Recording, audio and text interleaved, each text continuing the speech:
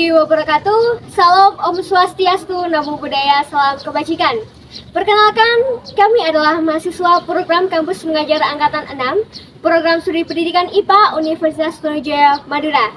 Kami akan menjelaskan tentang media pembelajaran yang kami buat, yaitu tentang materi taksonomi, yaitu khususnya pada materi klasifikasi makhluk hidup, kemudian ada tata nama binomial nomenklatur. Nah, selanjutnya perkenalkan kami untuk memperkenalkan diri. Nama saya Eka Maisyah Putri dengan NIM 104. Perkenalkan, nama saya Anika Firdiansari dengan NIM 106.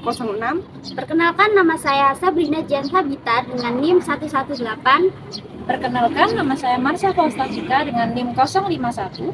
Perkenalkan, nama saya Ermaya Inkia Febrianti dengan NIM 033. Perkenalkan, nama saya Mailinda Hasana dengan NIM 098. Perkenalkan, nama saya adalah Dwi Dahlia dengan NIM 114.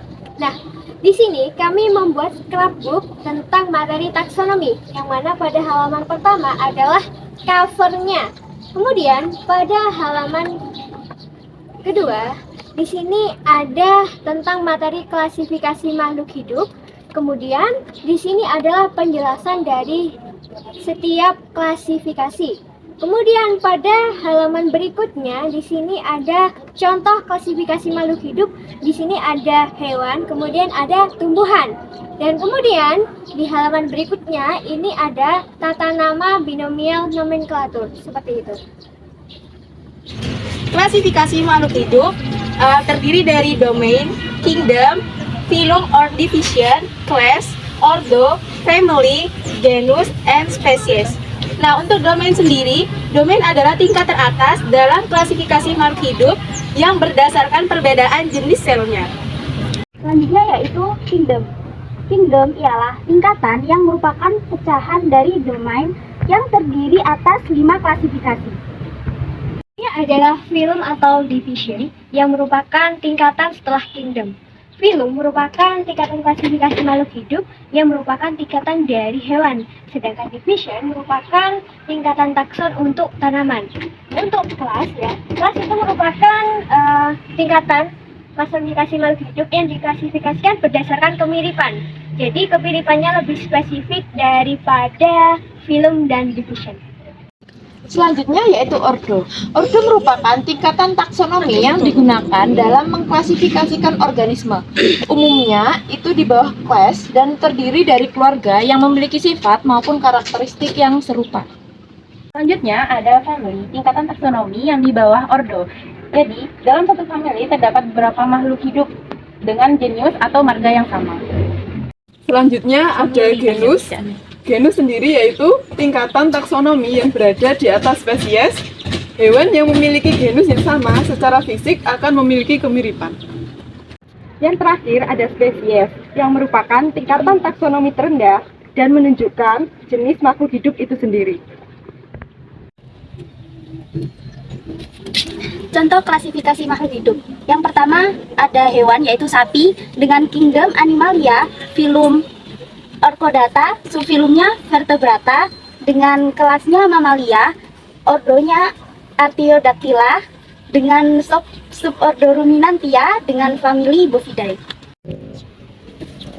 Selanjutnya ada hewan kucing. Kucing sendiri termasuk kingdom Animalia, phylum Chordata, kelas Mammalia, ordo Carnivora, family Felidae, genus Felis, dan spesies Catus.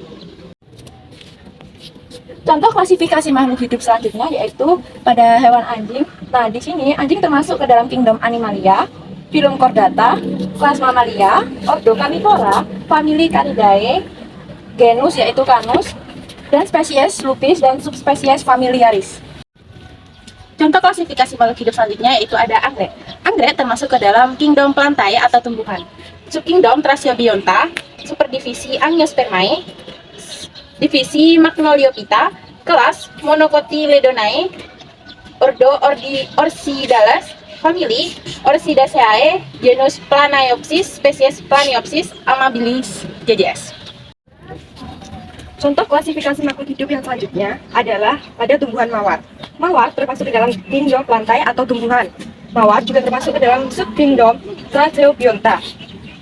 Mawar termasuk ke dalam superdivisi Angiospermae, divisi Magnoliophyta, kelas Magnolicidia, ordo Rosales, famili Rosaceae, genus Rosa, dan juga spesies Rosa multiflora. Selanjutnya yaitu mangga. Mangga kingdomnya Plantae, subkingdomnya Tracheobionta, untuk superdivisinya Spermatophyta, untuk divisinya Magnoliophyta, untuk kelasnya Magnolicida, untuk subkelasnya Rosidae, untuk ordo Sapindales, untuk famili Anacardiaceae, untuk genusnya yaitu Mangifera, dan untuk spesiesnya Mangiferu indica. Selanjutnya saya akan menjelaskan tentang tata nama binomial nomenklatur.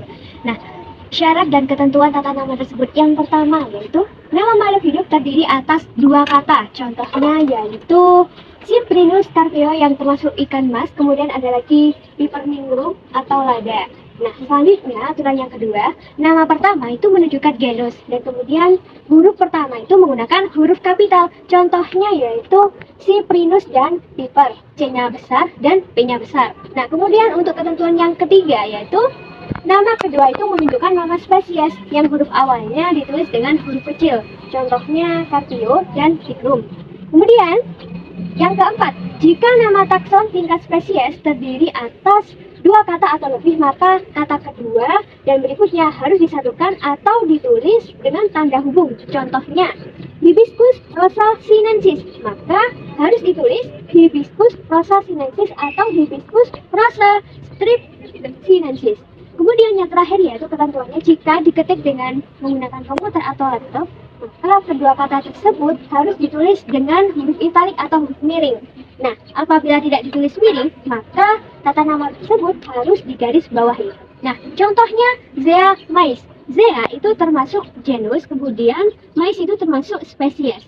Jadi, Z-nya itu besar, kemudian mais-nya itu depannya huruf kecil. Seperti itu. Oke, itu penjelasan dari media yang kami buat. Kurang lebihnya kami mohon maaf. Wassalamualaikum warahmatullahi wabarakatuh.